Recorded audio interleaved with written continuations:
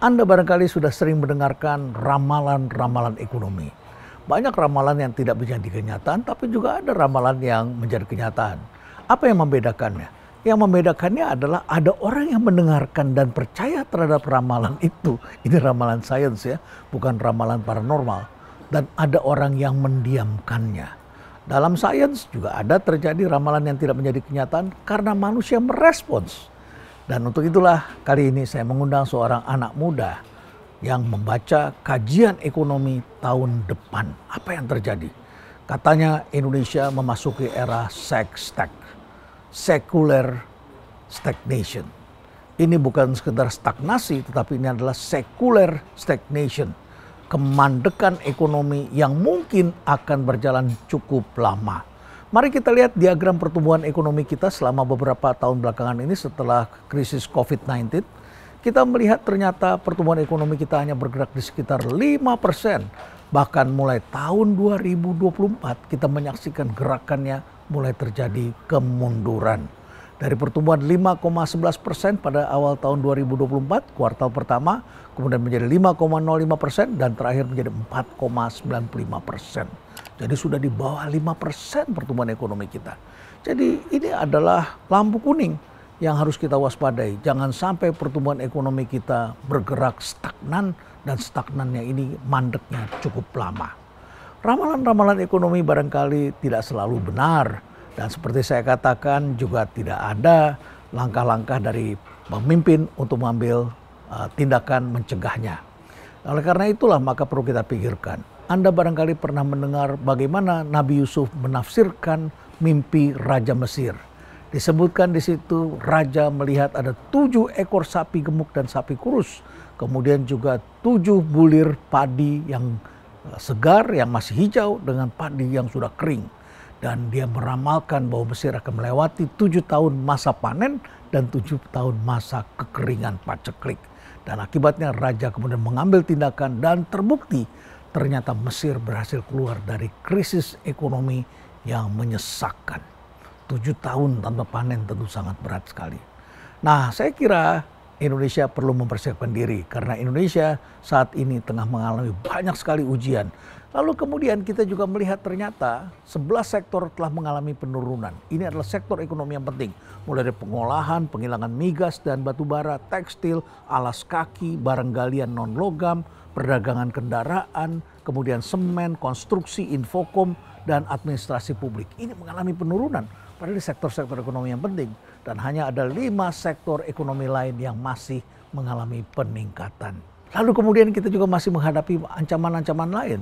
Ketika Cina melambat misalnya, apa yang terjadi?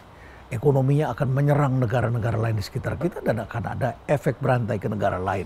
Lalu kemudian kita juga menyaksikan bahwa penduduk kita mengalami kemunduran. Sudah terjadi fertility rate mengalami penurunan di sejumlah kota-kota besar. Dan yang lebih menyesalkan lagi adalah ternyata 40% tenaga kerja kita berpendidikan SD. Dan jangan lupa kita akan menghadapi era AI yang sekarang sudah mulai menggeser sektor pekerjaan formal menjadi informal. Seperti apa prediksi kehidupan bisnis tahun 2025? Saya mengajak Anda untuk mendengarkan perbincangan saya dengan ekonom muda dari Lembaga Penyelidikan Ekonomi Masyarakat, Fakultas Ekonomi dan Bisnis Universitas Indonesia. Mari kita ikuti.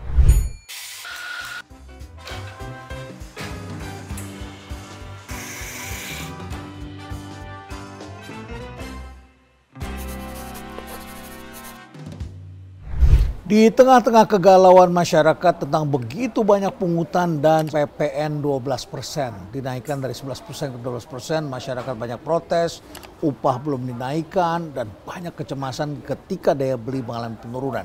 Padahal kita belum selesai masalah COVID, masih banyak perusahaan-perusahaan melakukan PHK, dan sekarang ada AI, tentu saja berubah cara kehidupan. Di tengah-tengah itu kita diingatkan oleh seorang ekonom muda, laporan dari LPEM, FEB UI, Lembaga Penyelidikan Ekonomi Masyarakat, Fakultas Ekonomi dan Bisnis Universitas Indonesia, dan namanya adalah SECSTAG. Waduh, istilah baru lagi nih ya. Secular stagnation, kemandekan ekonomi. Apa itu? Dan ini perlu kita bahas karena ini adalah satu persoalan yang harus kita pikirkan agar kita bisa tidak mandek tapi kita bisa keluar. Tamu saya kali ini adalah Saudara Jahen Fahrul Rezeki. Selamat datang di Cafe Breezy, Jahen. Selamat sore Prof. Renal, terima kasih sudah diundang. Ya, ini luar biasa saya kedatangan ekonom muda, senang sekali. Ya, Sextag, secular stagnation, apa itu? Iya, jadi kita mencoba melihat nih Prof ya, kondisi ekonomi Indonesia selama beberapa periode terakhir. Term ini dikemukakan tahun 30-an di US awalnya. Ya, 1938 kalau tidak salah. Jadi ya. kita punya ada isu secular stagnation. Secular itu jangka panjang. Jangka panjang. Stagnan berarti stagnan, nggak ada pertumbuhan. Nah, kalau kita lihat pertumbuhan ekonomi triwulan 1 dan 2, itu kan 5,11 di triwulan 1, turun ke 5,05 di triwulan 2. Mulai turun. Ya. Nah, padahal Prof, pada triwulan 1 dan 2 itu ada external factors. Ya. Contohnya apa? Triwulan 1 ada pemilu. Pemilu biasanya akan menggenjot perekonomian. Menggenjot ekonomi, terjadi banyak uang. Betul, dan ada Ramadan. Ada Ramadan. Makanya kita bisa tumbuh 5,9. Itu efek musiman yang selalu mendrive ekonomi. Betul, di triwulan kedua kita punya Ramadan, Lebaran, ya, yang menyebabkan juga ekonomi bergejolak. Harusnya naik. Cuma sekarang kalau nggak ada tuh external factor yang terjadi, kita nggak akan bisa tumbuh di atas. Dan kemungkinan besar nanti ekonomi baru akan tumbuh di akhir tahun nih, ekonomi kita tanpa ada source of economic growth yang signifikan akan stagnan pertumbuhannya. Jadi kalau tidak ada terobosan baru, kalau tidak ada motor penggerak baru. Betul. Jadi kalau misalnya bisnis as usual seperti sekarang, misalnya pemerintah nggak melakukan suatu reform yang baik, membuat bisnis climate menjadi semakin bagus, agak sulit bagi kita untuk bisa tumbuh lebih besar. Gitu, terobosan yang penting ya. Betul, yang seperti ekonomi tahun 80-an itu ada Pakto, Pakjan dan sebagainya. Betul. Ya, paket-paket sehingga kemudian uangnya emak-emak di rumah, encim-encim di rumah dibikin jadi bank. Ya. Pasar modal dihidupkan saat itu, tahun 90-80-an itu. Ya. Kemudian setelah di era Pak Jokowi itu infrastruktur misalnya kayak begitu. Semacam itu ya kita perlu. Iya, jadi kalau kita lihat nih Prof, kan LPM nggak hanya di triwulan ketiga ini merilis outlook ya. Kita dari awal tahun tuh sudah mulai mengevaluasi kebijakan yang dilakukan oleh pemerintahan Presiden Jokowi dibandingkan dengan sebelumnya. Ada satu hal yang kita lihat, Prof. Jadi growth Indonesia itu masih sangat didominasi oleh capital intensity. Jadi capital tadi yang seperti Prof bilang, pembangunan infrastruktur dan sebagainya. Cuma kita masih missing dalam pertumbuhan TFP, Total Factor Productivity. Apa itu efisiensi, Prof? Jadi doing business Indonesia itu masih costly. Ya, karena logistical cost kita masih 24% dibandingkan dengan PDB. Terus juga mungkin ease of doing business masih belum berjalan dengan baik. Sehingga itu berimplikasi terhadap mungkin dampak dari capital investment yang banyak tadi nggak memberikan dampak yang signifikan buat pertumbuhan ekonomi. Apalagi faktor non-ekonominya tidak diperbaiki. Seperti yang dibahas Prof Jatun kan, faktor non-ekonomi itu yang punya pengaruh signifikan terhadap perekonomian. Pemberantasan korupsi, peran dari aparat dan polisi supaya tidak terjadi penembakan sesama polisi. Juga polisi tidak menembak masyarakat, pemerasan tidak terjadi, apalagi institusi, ya, bagaimana peraturan-peraturan. Dan kalau kita lihat ya Prof ya, tadi Prof bilang korupsi, indeks korupsi kita kan di awal tahun periode Presiden Jokowi membaik ya, tapi setelah 2019 turun dan itu ada indikasi dampak terhadap perekonomian, karena orang sekarang melihat bahwa Indonesia nggak terlalu peduli lagi dengan korupsi. Investor kan pengen kepastian ya Prof, ketika mereka menginvestasikan duit yang sangat besar nanti apakah aman gitu, apakah nggak ada additional cost yang harus mereka bayarkan buat investasi yang berjalan dengan baik gitu. Nah itu yang kita bilang bahwa selain masalah faktor ekonomi struktural juga ada faktor non ekonomi yang sepertinya harus ditanggulangi agar secular stagnation tadi bukan menjadi sebuah kejadian yang berjalan. Jadi ini semacam early warning ya. Betul. Early warning system karena melihat angka pelambatan itu dan Anda melihat ini tidak bisa berjalan. Kalau Dede Hatip Basri kan mengatakan habis COVID, demand tinggi, kemudian supply-nya belum siap. Betul. Tetapi kemudian sekarang faktor supply-nya sudah dominan, tapi daya belinya ada persoalan hari ini. Ya. Itu mungkin terkait dengan deflasi ya Prof ya. Kemarin kan kita sempat melihat ada deflasi selama 5 bulan berturut-turut. Memang faktornya adalah supply yang cukup baik ya. Jadi faktor panen berjalan dengan baik, terus juga supply barang juga cukup baik. Tapi kalau dilihat dari core inflation atau yang mengindikasikan kemampuan daya beli itu memang belum mengalami penurunan sih Prof. Cuma memang satu hal yang perlu kita lihat adalah ada simptom yang menandakan bahwa memang ekonomi kita belum menuju ke arah yang lebih baik. Contohnya apa? Di bulan sebelumnya kita juga merilis laporan terkait dengan kelas menengah, Prof. Ya, ada 9 juta orang yang turun kelas. Turun kelas, 9 juta orang. Yang pendapatannya berapa? 2 sampai ke 8 juta per 2 kapita. sampai 8, sekian Ya, juta. jadi kalau dikali 4 kan 32 juta sebulan. Dan ini jumlahnya besar sekali yang turun. Betul, 8 juta signifikan, Prof. Dan turun even sebelum COVID.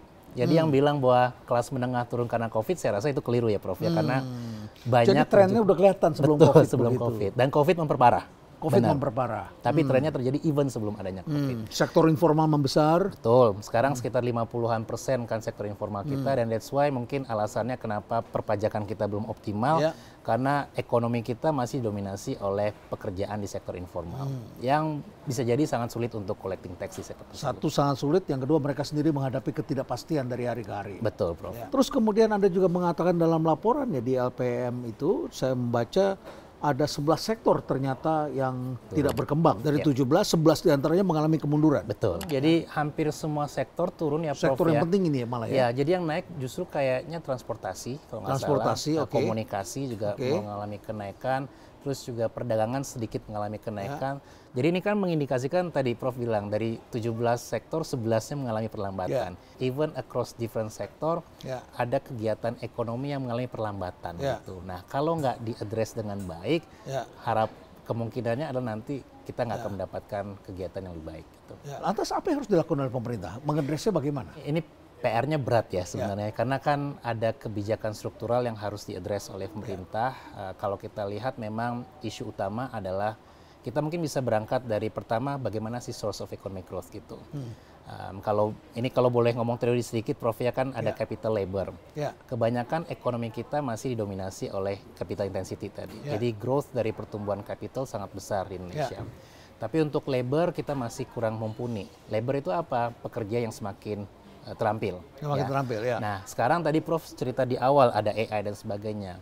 Bagaimana cara memastikan bahwa pekerja yang ada sekarang bisa adaptable dengan perubahan teknologi? Ini kan butuh proses upskilling, reskilling. Apalagi 40% tenaga kerja kita pendidikannya SD. Masih betul. SD 40% ya? Betul. Jadi sebagian besar memang pekerja kita masih punya pendidikan yang sangat rendah.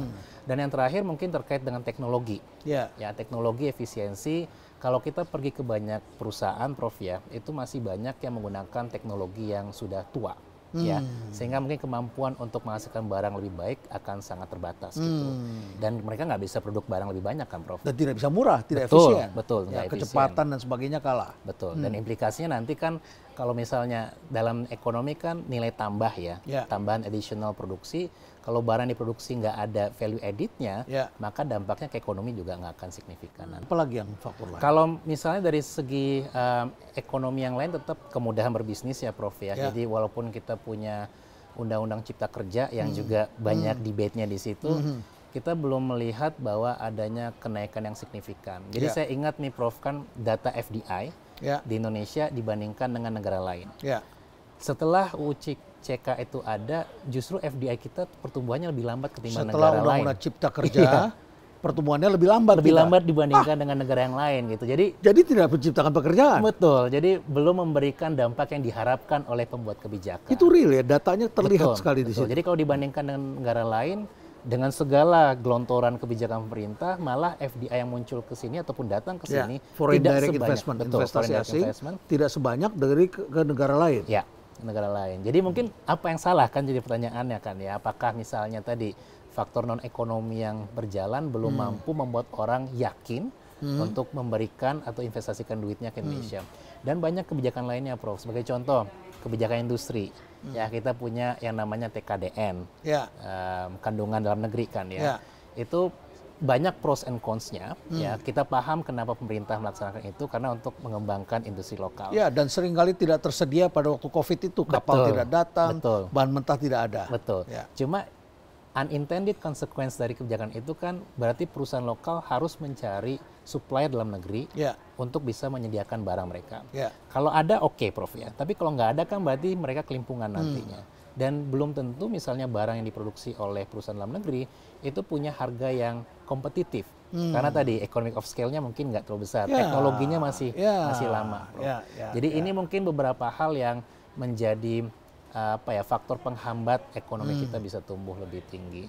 Jadi itu satu. Terus banyak faktor lainnya, perdagangan misalnya. Kita di tengah isu geopolitik sekarang itu semakin banyak kebijakan yang proteksionisme. Jadi ada tarif, ada kuota dan sebagainya. Ada safeguard. Ada safeguard ya. Implikasinya lagi-lagi nanti kan susah bagi perusahaan untuk bisa mendapatkan barang dengan harga yang lebih murah. Karena ada tarif, implikasinya kan harga yang dibeli. Tapi bukankah itu sekarang wajar bangsa-bangsa melakukan saling membalas seperti itu? Sepakat. Kebijakan WTO sekarang mulai tidak jalan. Ya, jadi memang bukan hanya Indonesia ya Prof ya, cuma tingkat dari kebijakan proteksionisme itu semakin meningkat di Indonesia dibandingkan dengan negara lain gitu. Dan untuk kondisi sekarang mungkin itu kontraproduktif ya, karena kan di satu sisi kita sangat membutuhkan banyak barang-barang karena bisa jadi kita belum mampu menghasilkan dalam negeri ya, dan kebutuhan impor itu akan selalu ada, dan impor nggak selalu jelek kan Prof ya, karena nggak semua bisa diproduksi oleh perusahaan dalam negeri gitu.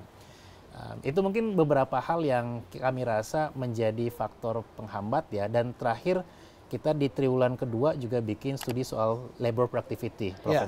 Produktivitas tenaga kerja. Betul, jadi output per labor kan dalam bahasa ininya. Kita menemukan dalam data itu semakin banyak pekerjaan yang muncul di sektor-sektor yang low value added. Services low value added. Contohnya apa? Ojek.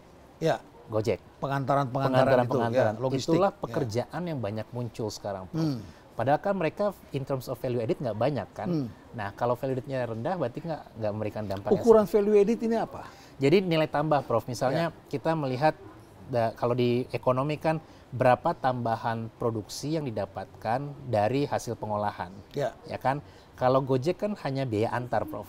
Mereka nggak menghasilkan produksi barang. Jadi value added yang dihasilkan nggak akan sebanyak misalnya kita membeli barang mentah terus dihasilkan. Kita bahan mentah 500.000, jadinya barang nilainya 2 juta. Betul. Dan masalahnya adalah di mana? Masalahnya terkait dengan sektor informal tadi, Prof. Jadi pekerjaan yang muncul adalah di sektor informal yang juga punya value added yang rendah.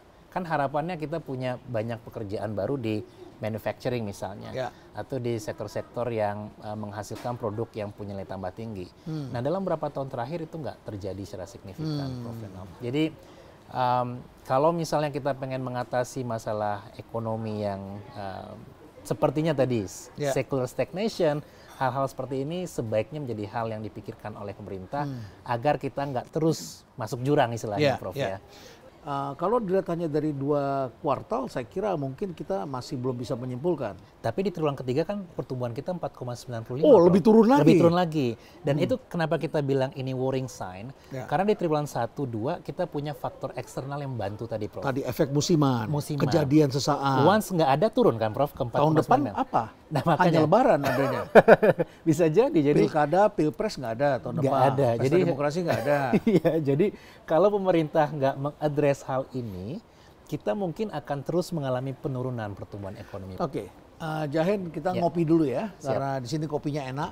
Kalau mantap. Kita tidak ngopi, tidak suruh apalagi dingin-dingin begini. Siap. Jahen. Mau kopi inspirasi atau kopi hitam? Inspirasi, karena spesial kayaknya. Inspirasi, saya mengikuti. Boleh. Baik. Jahen. Jadi ini diperlukan motor penggerak baru ya.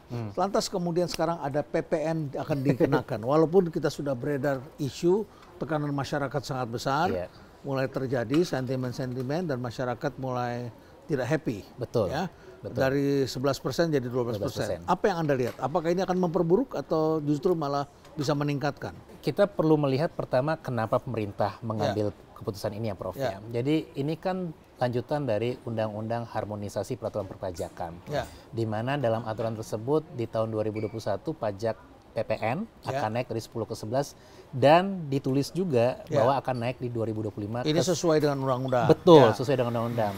Cuma kan di masyarakat merasa ini timingnya mungkin nggak sangat pas. Tidak tepat. Dan itu terbukti dari yang kita hitung di Outlook, Prof. Ya. Jadi memang benar bahwa proporsi PPN itu akan besar buat kelompok kelas kaya.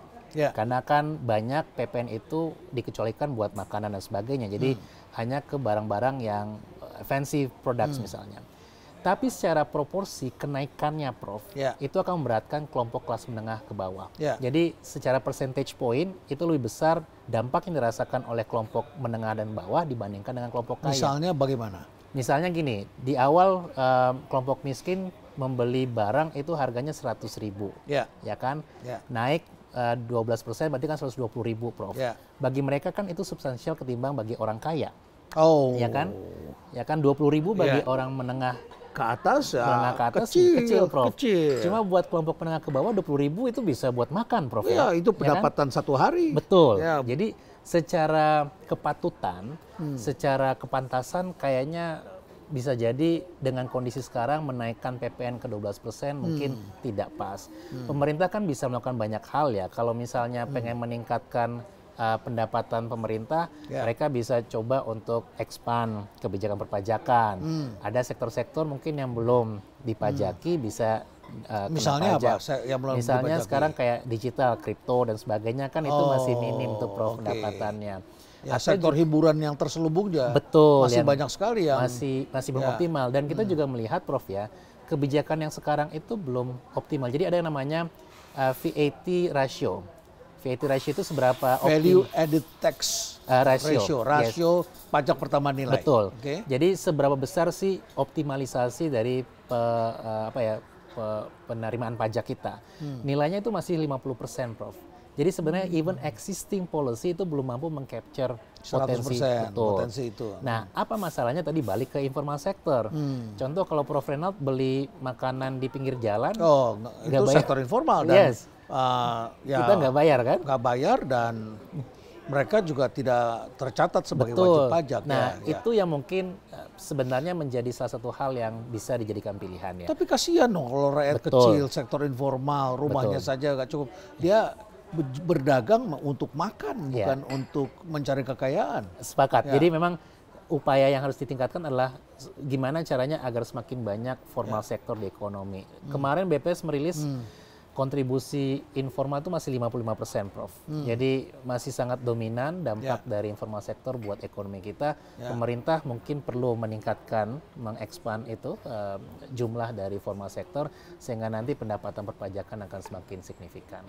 Gitu. Jadi Harusnya mungkin pajaknya juga kecil ya. ya Sektor bisa jadi. informal mulai dulu dengan kecil hanya 1-2%. Betul, bisa jadi. 3%. Jangan langsung disamakan dengan yang besar 10% gitu ya. Ya, at least mereka masuk ke dalam tax system. Ya, sehingga- karena orang buka warung, buka apa, Betul. salesnya berapa? Betul, Ya, betul, 10% bagi mereka itu tidak sama dengan 10% bagi si kaya begitu. Dan banyak orang yang membuat usaha juga belum untung setelah COVID ini. Iya, Ya, semakin berat sebetulnya. sepakat, Prof. Ya. Ya. Tapi memang ini kan cerita lama ya, Prof. Ya. Jadi masalah informality dan sebagainya belum bisa diselesaikan dengan baik oleh pemerintah dan ini menjadi salah satu alternatif kebijakan yang bisa diambil selain dengan sekedar meningkatkan pajak. Kenapa PPN gampang? Karena kan lebih mudah ya, Prof ya. Tinggal lihat orang belanja, makan, kena PPN. Langsung tak Iya. ambil. Yes. Tapi meningkatkan basis pajak nggak gampang tadi Ya. ya kan? Karena tadi Prof bilang untuk masuk ke dalam sistem perpajakan bagi pelaku usaha kecil pasti mereka akan sangat reluctant ya. Atau misalnya kita mengganti perpajakan in terms of income tax. Ya. Nanti banyak orang lagi yang akan protes kan pajaknya semakin tinggi dari pendapatan gitu. Jadi kalau saya lihat dari perspektif pemerintah, ini adalah cara yang paling gampang yang mereka ambil untuk bisa meningkatkan pendapatan, Ya. Prof. Gitu. Baik. Ekonomi. Jahin kita ngopi dulu. Siap, ya. Prof. Ini kopi Siap. inspirasinya sudah siap ini. Oke, Ya. thank you, Prof. Coba dirasakan. Mudah-mudahan cocok ini. Enak, Prof. Enak ya? Mantap, mantap. Ya, jadi banyak orang datang ke sini memang untuk kopi inspirasi. Terpukau dengan, terinspirasi dengan minum kopi ini. Apalagi ini pohon besar semua di sini. Baik. Ada satu lagi yang ini soal perumahan rakyat. Oke. Ya, soal perumahan rakyat dan di Amerika pernah digunakan sebagai senjata untuk menggerakkan ekonomi. Walaupun ujungnya kemudian terjadi banyak skandal di sana ya. Subprime mortgage crisis karena orang semua di-drive untuk beli pakai utang. Betul. Nah, kredit dan akhirnya kemudian kolaps begitu ya. Betul. Sektor perumahan. Ya. Karena ada backlog perumahan jumlahnya sangat besar, dari dulu angkanya 15 juta, 16 juta, di situ-situ terus gak selesai-selesai ini perumahan kelihatannya. Ya, ya. Apakah sektor perumahan ini bisa menjadikan andalan ekonomi baru ke depan? Sebenarnya kalau dilihat dari sektoral memang konstruksi punya dampak yang signifikan ya, Prof ya. Tapi kan kita punya kekhawatiran hal yang terjadi di Cina sekarang, Prof. Kalau kita lihat kan Penduduknya turun. yes, Kemudian kota hantu muncul. betul. Jadi Ya. sektor properti di Cina kan lagi mengalami perlambatan Ya, sekarang. kota hantu banyak sekali. Iya, Ya. dan banyak yang kolaps kan, sektor-sektor yang meminjamkan duit ke properti. Jadi Ya. apakah ditanya itu mampu menjadi pendukung nanti buat ekonomi selagi dia bisa mengatasi isu struktural, misalnya dengan adanya sektor konstruksi bisa punya dampak ke sektor hulu dan hilir, ya, menggunakan semakin banyak semen misalnya ataupun produk turunannya, itu bisa sedikit membantu ya Prof ya. Tapi itu nggak akan menyelesaikan masalah struktural yang terjadi di Indonesia sekarang. Karena kan. tadi ya, karena faktor tadi. produktivitas, Ya. karena capitalnya Betul. dan lain sebagainya. Betul. Dan Capital mahal ya di Indonesia ya. mahal, dan sekarang kan interest rate juga naik Prof ya. Ya, Jadi itulah kenapa kan pemerintah dalam buat kebijakan either mengeluarkan surat utang Ya. atau meningkatkan pajak kan Ya. dalam teori. Ya. Issuing bond atau surat utang kan semakin mahal dengan tingkat suku bunga yang semakin tinggi. Semakin Prof. tinggi, ya. Ya. Jadi cost of fund buat mengeluarkan itu akan berat buat pemerintah ya. Nah, di tengah dengan pemerintah punya ambisi yang sangat besar kan, Ya. ya pengen tadi makan bergizi gratis. Oh, Belum lagi kita banyak bahas sekali. jumlah KL-nya nambah sekarang, Ya, Prof. dan Kementeriannya semuanya nambah. mintanya triliun. Iya, dan kita udah hitung Triliun, Prof, ya. dampak dari kabinet gemuk di Outlook itu bisa sekitar 30-an sampai 150-an triliun tergantung dari asumsi yang kita gunakan. Jadi memang agak dilematis sih. Jadi yang harus dibenahi faktor tadi tuh. Faktor ya, selain faktor Non-ekonomi, dan kemudian produktivitas tadi, tenaga Betul. kerja, berarti pendidikan harus diperbaiki. Terakhir, masalah penduduk. Penduduk juga berpengaruh tentunya. Apalagi sekarang kita lihat di perkotaan fertility rate berkurang, turun ya. Saya lihat, saya pantau data-data fertilitas antar kota, antar provinsi, di kota-kota itu mengalami penurunan. Padahal pendudukannya meningkat. Semakin penduduk yang meningkat pendidikannya, semakin tinggi itu demand for children-nya turun. Betul. Seberapa jauh peranan penduduk ini berpengaruh pada secular stagnation ini? Ya, ini kan sebenarnya teman-teman di lembaga demografi yang lebih pas ya, karena kan soal pendudukan. Cuma banyak teori yang juga bilang gini, Prof, semakin banyak penduduk yang berkualitas, Ya. itu akan memberikan dampak yang signifikan buat perekonomian. Jadi jumlahnya nggak menjamin ya Prof, ya, tapi penduduk yang jumlahnya banyak dan punya kualitas bagus yang akan memberikan dampak. Jadi bukan bonus demografi as per As it se, is, tapi harus karena jumlah. bonus yang bagus ya. Yang Jadi bagus. yang punya pendidikan yang baik, yang skillsnya bisa digunakan secara signifikan. Banyak orang yang nggak nyambung sekarang. Asisten ke kiri, belok ke kanan. Iya, Prof. Mau masuk jalan ke kiri, ngambil posisinya di kanan. Dan jangan sampai ini semakin persisten ya Prof ya. Kan kita butuh satu perubahan ya, agar nanti ambisi pemerintahan kan pengen tumbuh 8%. Oke. Kita dengan melihat kondisi sekarang kayaknya agak sulit Prof. Even IMF itu merilis proyeksi kemungkinan besar pertumbuhan ekonomi itu 5%-an. Jadi untuk bisa ke arah 8 itu tanpa ada tadi substantial effort dari pemerintah, agak sulit untuk mencapai aspirasi tersebut. Prof.